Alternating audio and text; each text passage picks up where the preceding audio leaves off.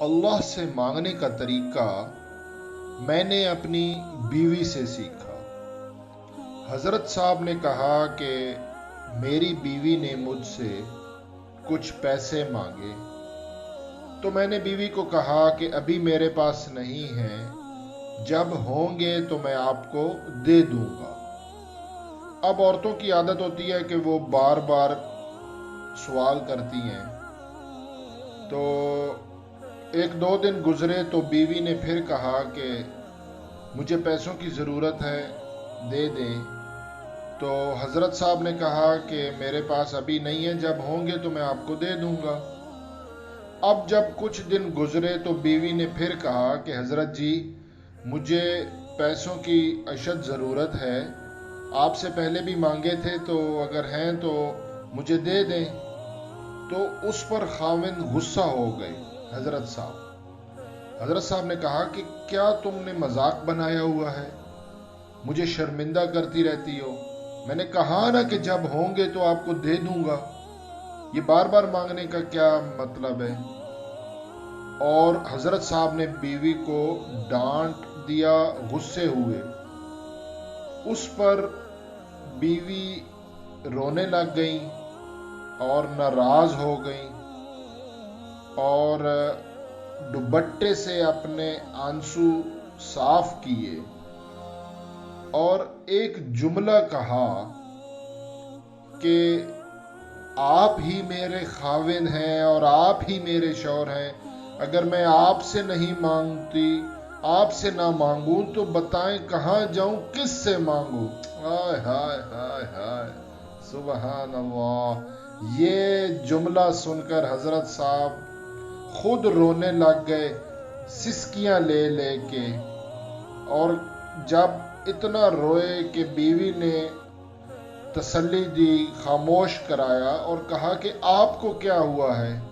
پیسے تو میں نے مانگے، آپ نے ڈانٹ دیا اور اب رو بھی خود رہے ہیں۔ کہا کہ آپ نے یہ جو جملہ کہا ہے کہ آپ ہی میرے خاوند ہیں، آپ ہی میرے شوہر ہیں، بتائیں اگر آپ سے نہیں لوں گی تو کہاں جاؤں، کس سے لوں؟ تو میں کس کا ہوں، ہم سب کس کے ہیں؟ آپ کے اس جملے نے مجھے اللہ سے مانگنے کا طریقہ سکھا دیا ہے۔ سبحان اللہ۔ یعنی کہ اللہ سے کہتا ہوں میں، یا اللہ تو ہی ہے، تو ہی تو ہے، تو ہی رب العالمین ہے، ہر نماز میں پڑھتے ہیں۔ یا اللہ اگر تجھ سے نہ مانگے تو بتائیں کہاں جائیں؟ یا اللہ تو ہی ہے جو مشکل کشا ہے، ہر مصیبت کو دور کرتا ہے اور میرا رب ہے، ہر نماز میں ہم پڑھتے ہیں الحمدللہ رب العالمین، تمام عالمین کا رب ہے۔ یا اللہ تجھ سے نہ مانگے تو کس سے مانگے؟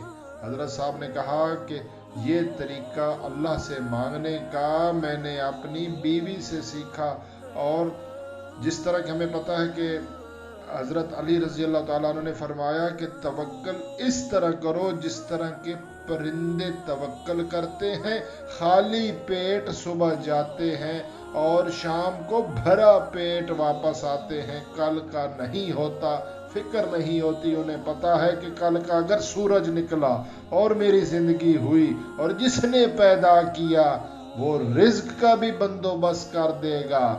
لیکن ہم انسان ذخیرہ اندوزی کرتے ہیں، یہ بھی نہیں پتا کہ جو سانس باہر ہے وہ اندر آئے گا کہ نہیں، اور جو اندر سانس لیا ہے اس نے باہر آنا ہے کہ نہیں، پل کا بھروسہ نہیں اور سالوں کی پلاننگ کرتے ہیں۔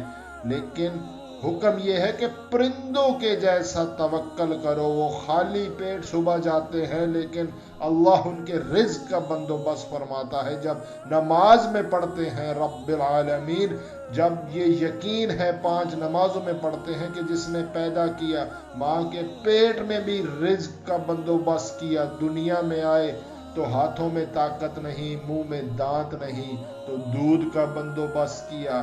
اگر وہ ماں کے پیٹ میں وہاں پہ پال سکتا ہے 3 اندھیروں میں، دنیا میں آیا اور ماں کے دل میں محبت اور شفقت ڈال دی اور رزق پیدا کر دیا دودھ کی صورت میں، تو کیا وہ اب جب نوجوان ہو گیا ہوں تو کیا وہی اللہ نہیں ہے؟ نعوذ باللہ۔